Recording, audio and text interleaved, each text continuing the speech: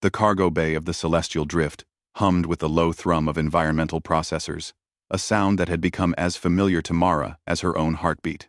She stood before a mountain of supply crates, each one stamped with the angular script of the Galactic Trade Consortium, and cracked her knuckles.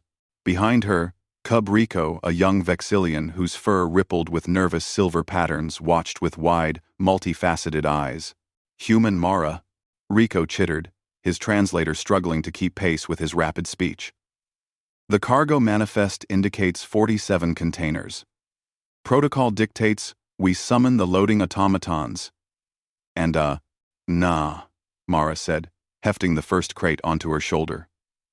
Then the second. Then, to Rico's absolute horror, a third, balanced precariously on top. I've got this. Rico's fur flashed emergency red. That is 30 kilograms per container. You are carrying 90 kilograms. Mara grinned, the kind of smile that made species across the galaxy deeply uncomfortable. Rico, buddy, I used to carry my drunk friends home from college bars. This is nothing. She strode past him, boots clanging against the metal decking, heading toward the distribution center 3 corridors away. Rico stood frozen for exactly 2.3 seconds, he knew, because his internal chronometer was linked to his panic response before scrambling after her. Wait, human Mara. This violates 17 safety protocols. But Mara was already gone, disappearing around the corner with a load that should have required an anti-grav sled. By the time Rico caught up, Mara had already deposited her first load and was heading back for more. She passed him in the corridor, now carrying 4 boxes stacked in her arms. How? Rico breathed, his translator barely catching the word. Upper body strength, Mara called over her shoulder. And spite. Mostly spite. The young Vexillian's education had been thorough. He knew about humans, their death-world origin, their ridiculous durability, their tendency to do things that made medical professionals across 12 systems file complaint after complaint with the Interstellar Safety Board.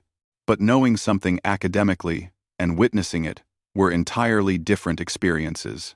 He watched Mara make 3 more trips, each time carrying more than the last. On her 4th journey, she had 5 boxes, balanced in a configuration that seemed to defy physics. Rico's fur had cycled through confusion purple to awe gold to a color his species had no name for because they'd never needed to express, I am witnessing something that should not be possible, yet here we are. I will help, Rico announced suddenly, his translator adding an enthusiastic chirp. Mara paused, turning to look at the cub. Rico stood barely a meter tall, his 4 arms spread wide in determination, his fur blazing determination orange. Rico, these boxes are half your body weight. I have 4 arms, Rico declared. You only have 2. This gives me a tactical advantage. Mara's expression softened. She set down her tower of crates and crouched to Rico's level. Tell you what, little man. You take the small supply packs. The ones marked with the green stripe. Those are only 5 kilos each. Rico's fur rippled with pride gold. He scurried to the pile and selected a green-striped pack, clutching it in his upper right arm. Then he grabbed another. And another. And another. Rico, what are you? If human Mara can carry excessive loads, then cub Rico will not be inferior. He stood there, all 4 arms occupied, antennae quivering with determination. Mara couldn't help it, she laughed. It was a warm, genuine sound that echoed through the cargo bay. All right, partner. Let's do this together. What followed would become legend aboard the Celestial Drift. Mara continued her impossible hauling, but now Rico marched alongside her, his small form laden with as many packs as his 4 arms could manage. When other cubs from the Vexillian delegation spotted them, they froze in the corridors, their furs flickering with shock. Rico carries cargo like a human, one whispered, the translator making it sound like a prayer. I must help too, another declared. Within 10 minutes, 7 Vexillian cubs had joined the procession. They formed a line behind Mara and Rico, each carrying 1 or 2 packs. their furs synchronized in determination, orange. They marched through the corridors of the ship, a cargo train of determination and cross-species inspiration. The adult Vixilians they passed stood in stunned silence. Elder Thrix, the delegation leader, pressed all four of his hands to his face. "What have you done to our cubs?" Human Mara. Balancing 6 boxes in a stack that seemed to violate several laws of physics, just shrugged. Teaching them the value of hard work? They are cubs. They should not be laboring. They volunteered, Mara pointed out. And look at them, they're having a blast. It was true. The cubs chittered excitedly, their furs cycling through happy colors as they followed Mara like she was leading a parade. Rico, at the front, had never felt more proud in his short life. 2 hours later, the cargo bay was empty. Every single crate and pack had been delivered. The loading automatons sat unused in their charging stations, their purpose unfulfilled. Mara sat on the last crate, wiping sweat from her forehead. Around her, 7 exhausted cubs lay sprawled on the deck, their furs cycling through content blue patterns.